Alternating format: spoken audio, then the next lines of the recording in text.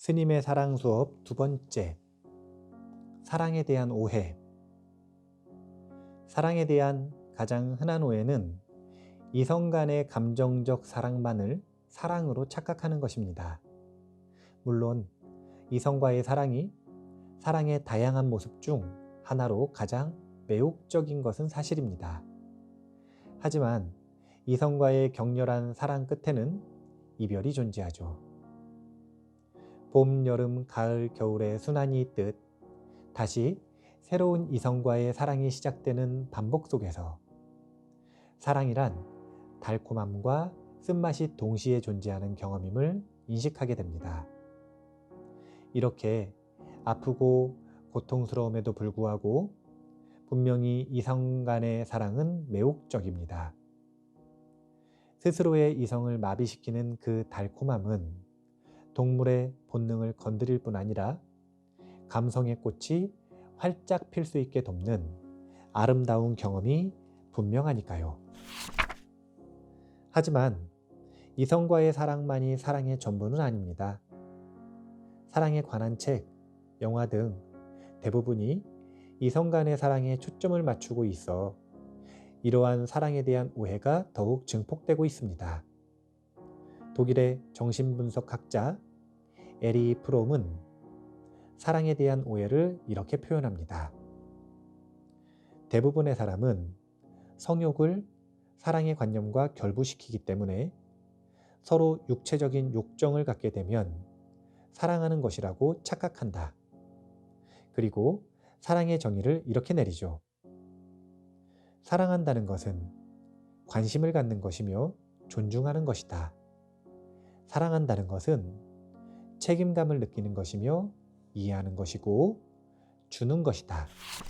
사람의 본질은 사랑이기에 우리에게는 사랑을 주고받는 능력이 선천적으로 충분합니다.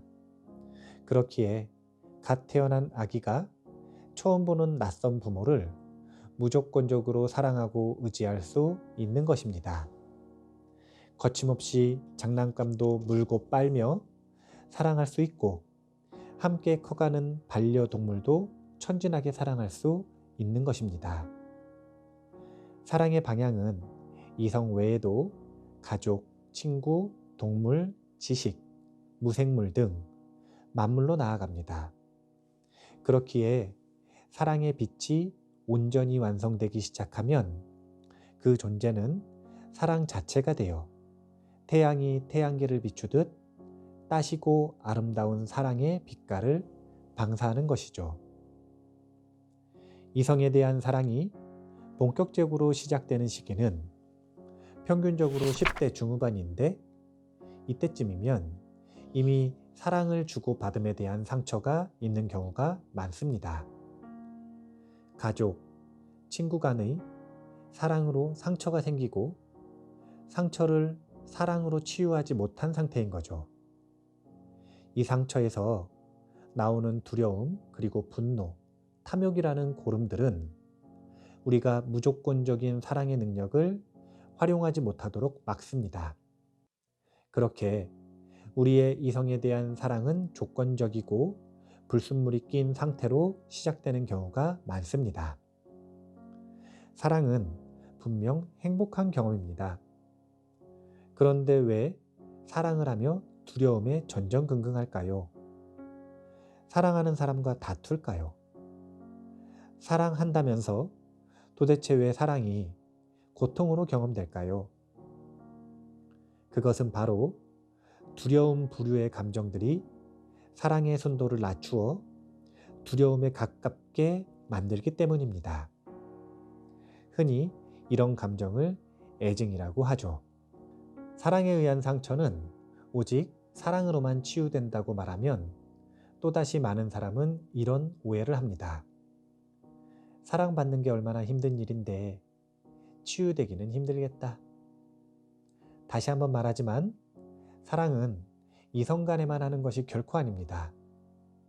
사랑은 모든 존재와의 관계 속에서 나타나는 자연스러운 현상입니다. 설악산을 사랑하는 사람이 있습니다. 그는 봄, 여름, 가을, 겨울의 설악산을 모두 사랑합니다. 무조건적으로 사랑하는 것이죠. 그래서 설악산을 직접 보거나 생각하는 것만으로도 그는 그저 행복합니다. 설악산이 자신에게 사랑한다고 답해주기를 기다릴 필요가 없습니다. 설악산이 자신에게 상처를 줄까봐 두렵지도 않습니다. 그냥 무조건적으로 사랑하니까요. 두려움 부류의 감정이 제거된 순도 100%에 가까운 사랑은 그저 행복합니다. 사랑에 의해 고통이 생긴다? 이 얼마나 어처구니 없는 말인가요? 우리는 선천적으로 지니고 태어난 순도 100%의 사랑 능력을 회복할 필요가 있습니다. 왜냐하면 우리가 이 사랑의 힘을 회복할 때 순도 높은 행복을 경험하게 되니까요. 그럼 이성 간의 사랑은 어떻게 하냐고요? 결혼하려면 이성과 만나 사랑하고 함께 삶을 살아야 하지 않냐고요? 맞습니다.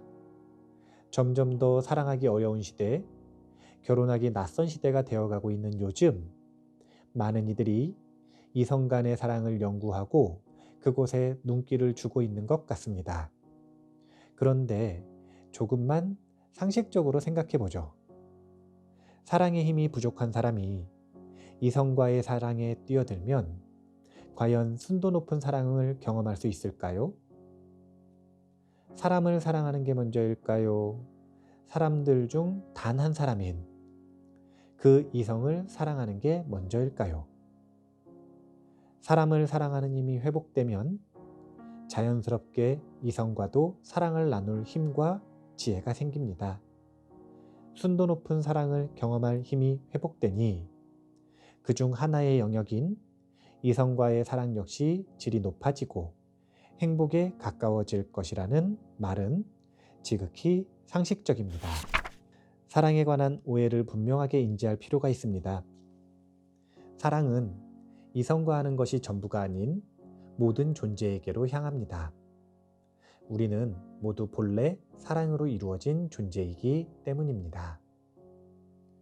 삶의 상처를 통해 상실했던 빛나는 사랑의 힘을 회복해 보세요.